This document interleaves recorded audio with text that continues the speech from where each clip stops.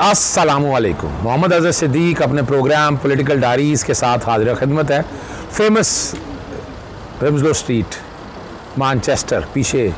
आज बस टाइम ही कुछ ऐसा मिला कि प्रोग्राम फिर मुझे यहाँ सड़क के किनारे कर, मैं अंदर भी कर सकता था, मसला कोई नहीं था, लेकिन बाहर का मौसम यहाँ ज़रा गर्मी ज़्यादा हो गई है। वरना आपने अक्सर मुझे कभी स्वेटर पहने देखा है, कभी आपने मुझे कोट पहने देखा है, तो आज मैं टी शर्ट में ही हूँ और यहाँ के जो गर्मी देख के बड़ी बर्दाश्त हो गई। यानी मैंने कहा यार इतनी गर्मी तो हमारे यहाँ मामूली बात है पाकिस्तान के अंदर, तो लेकिन यही इतनी सी गर्मी कितने मसाइल पैदा कर रही है, आप यहाँ से सोच सकते हैं। चलें, दो बातों पे बात कर रही हैं। आज मेरी गुफ्तगू का जो महवर रहेगा वो रहना है डॉक्टर ताहिरुल कादरी। आपको पता है कि पिछले दिनों डॉक्टर ताहिरुल कादरी साहब से मेरी बड़ी तफसीली मुलाकात हुई। मेरा उनसे बहुत याद अल्लाह के अलावा उनसे बहुत ताल्लुक़ है।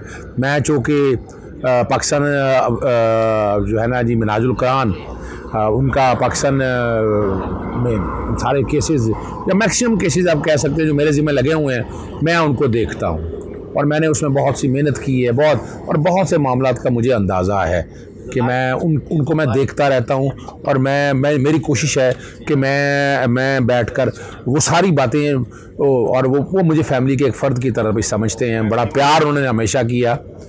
मैंने कुछ 2013 और फिर 2013 का जो धरना या सारे मामलात हैं वो सारा कुछ रिकॉर्ड के ऊपर आज मेरी पूरे प्रोग्राम का मैं वो डॉक्टर ताहिरुल कादरी रहेंगे और उनकी कही हुई बातें जो सच्चाइयाँ हैं वो आज आपके साथ मैं शेयर करूँगा और मैं बताऊँगा।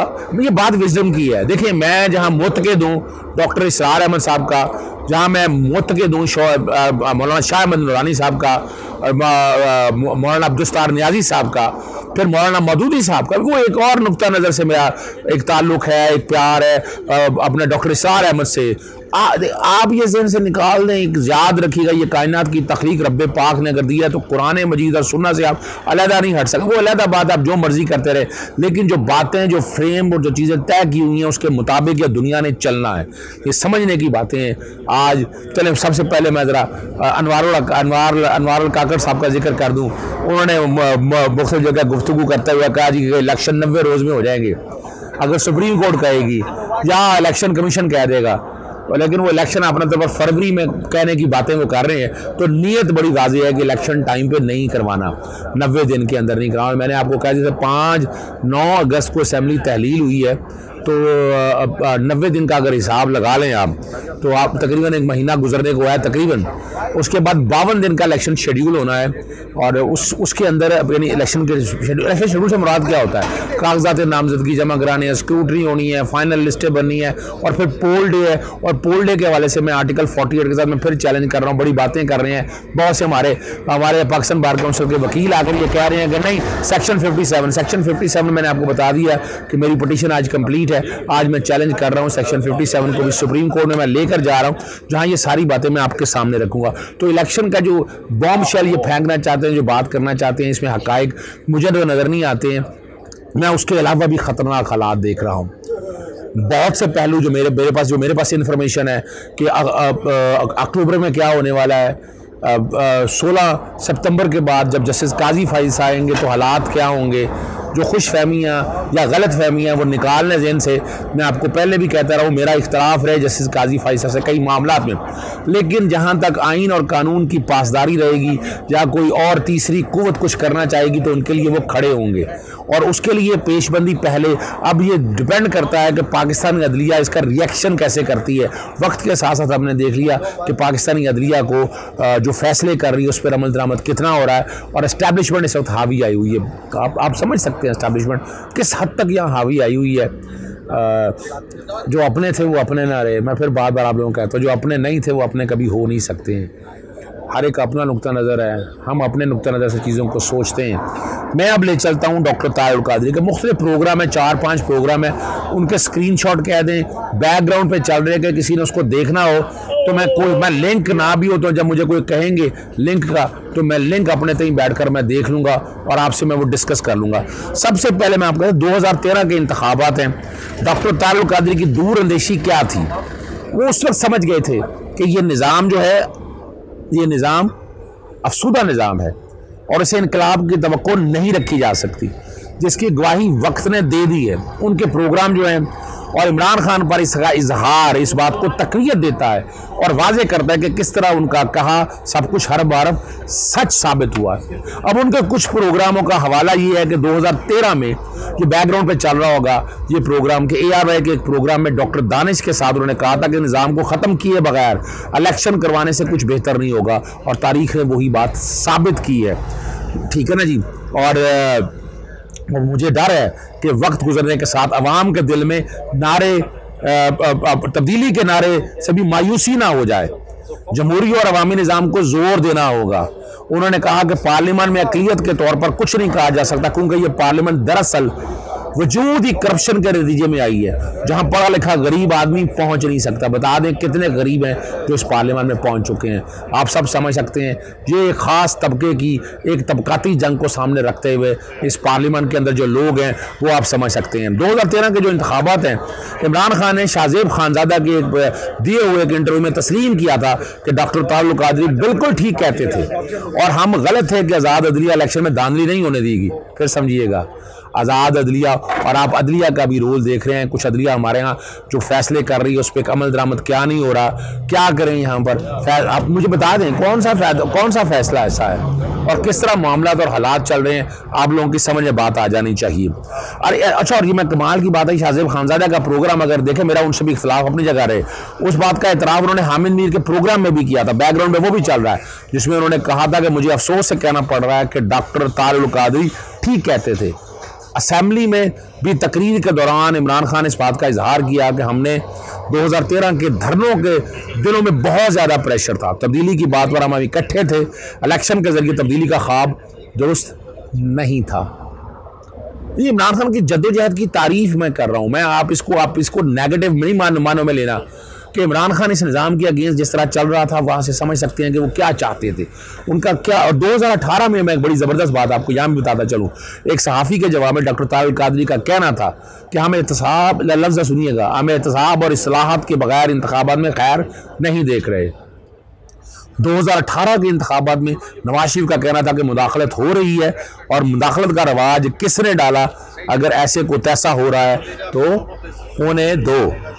यहाँ अब समझिएगा इस बात को, डॉक्टर तारुल कादरी बुनियादी हकूक़ के तहफ़्फ़ुज़ के हवाले से जो बातें करते रहे हैं, जो सिखाते रहे हैं, और कमाल की बात है प्रिंसिपल ऑफ पॉलिसी पे भी जो उन्होंने प्रोग्राम किए हैं, और एक तरह से आप आईने पाकिस्तान 1973 का अगर नफाज चाहते हैं, अगर चाहते हैं कि मुल्क में जमहूरियत हो, ये इमरानी मुआहिदा जो सोशल कॉन्ट्रैक्ट है उसके मुताबिक चल सके, हर कोई इदारा अपने इख्तियारात के मुताबिक आम अंसार अंजाम दे सके, तो वो ख्वाब है पाकिस्तान के अंदर। मुझे भी बड़े ख्वाब नज़र आए, मैंने भी बहुत सी चीज़ें देखी, हम भी समझते रहे, हम भी शायद ट्रक की बत्ती के पीछे रहे, लेकिन हमारी नीयत साफ़ है, हमारी नीयत आज भी साफ़ है। हम दो चीज़ों पे कंप्रोमाइज़ नहीं कर सकते, वो है मुल्क की सालमियत और दीन। और बहुत से लोगों का इख्तिलाफ अपनी जगह रहा है। बहुत से लोग मुझे कहते हैं कि जनाब आप आदिल राजा या वो जो मेहदी साहब हैं कनाडा में, कि मैं देखिए उनका अपना एक नुक्ता नज़र है, वो रहे, वो जो अपनी जगह पर, मैं कौन हूँ उनको तनकीद करने वाला या देखने वाला, पर मैं नहीं समझता कि जिस तरह की आप ऐसी उम्मीदें दिलाएं कि जो वजूद ही कोई ना हो, आप ऐसी बातें करें जिसका हालात और वाक़या से कोई ताल्लुक़ ही ना हो। आपने कौम में एक यानी कौम को आप किस तरफ ले जाना चाहते हैं, कौम में देखें ना, आपको समझना क्या है, समझना ये है कि इस निज़ाम को ठीक कैसे किया जा सकता है। आप जो मर्जी बातें करते रहें, जिस तरह मर्जी कोशिशें करते रहें, और डॉक्टर तारुल कादरी के प्रोग्रामों को सामने रख कर देखिए आप क्या कर सकते हैं। मौके मैं गिनवा देता हूँ मौके क्या थे, और मैं बात करता हूँ, मैंने 6 जून 2023 को लंदन में कहा था कि पाकिस्तान को मिसाक़ पाकिस्तान की ज़रूरत है, तमाम सियासी जमातों को इकट्ठा होना है। आज सारी सियासी जमातें इकट्ठी हों, ये कोई पता नहीं आने वाले दिनों में जद्दोजहद कुछ इस तरह हो कि तमाम सियासी जमातें चंद छोड़ के एक ही ट्रक में बैठी हों और जमहूरियत की बहाली की जंग लड़ रहे हों। मैं बिटवीन दी लाइन बहुत कुछ कह गया हूँ, ये देखो। और मैंने उस वक्त भी कहा था कि जब 7 अप्रैल 2022 को जब असेंबली तहरीर होकर सुप्रीम कोर्ट असेंबली बहाल करने जा रही थी और एक स्टेज के ऊपर सुप्रीम कोर्ट ने कह दिया था कि री इलेक्शन की तरफ चले जाए, लेकिन सियासी जमातें वहाँ खड़ी नहीं हुई, और मौलाना फजलुर रहमान ने इकरार कर लिया। मौलाना फजलुर ने कहा कि तहरीक अदम एतमाद के हक में नहीं थे, वो हक में नहीं थे, लेकिन क्या हुआ कि वो तहरीक अदम एतमाद को मानना पड़ा पाकिस्तान पीपल्स पार्टी पे इल्ज़ाम लगाकर। वजह ये है कि पाकिस्तान पीपल्स पार्टी आज 90 दिन के इलेक्शन का कह रही है, ANP भी कह रही है, मौलाना फजलुर रहमान अभी खामोश बैठे थे, लेकिन बिटवीन दी लाइन उन्होंने ये बातें कह दी हैं। दूसरी तरफ जो इलेक्शन नहीं करवाना चाहते 90 दिन में, वो पाकिस्तान मुस्लिम लीग नून है, चूँकि और वो कुछ लोगों के इंटरनेशनल एस्टैब्लिशमेंट से ताल्लुकात ज़्यादा अच्छी है ना। वो कौन कौन लोग जाकर मिलते हैं, आप अंदाज़ा लगाए ना। लंदन में इमरान खान साहब की गवर्नमेंट को गिराने से लेकर अब तक नवाज शरीफ का घर ही क्यों सियासत का महवर बना हुआ, ये जवाब दीजिएगा ना, क्यों बना हुआ है महवर? ये सोचने की बात है।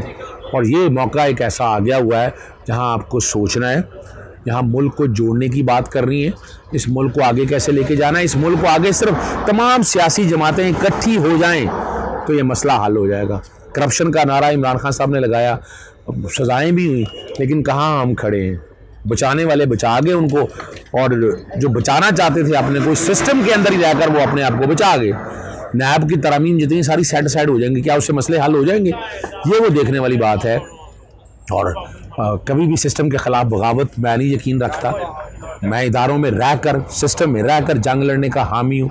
मैं अदालतों के बारे में बहुत सी बातें होती रही हैं, पर मैं आपको यही कहता रहा हूँ, इन्हीं अदालतों से इंसाफ। अदालतें कल भी आम थी, आज भी आम है और आइंदा भी आम होगी। इस निज़ाम के अंदर रहकर आपको इस निज़ाम के साथ लड़ना है।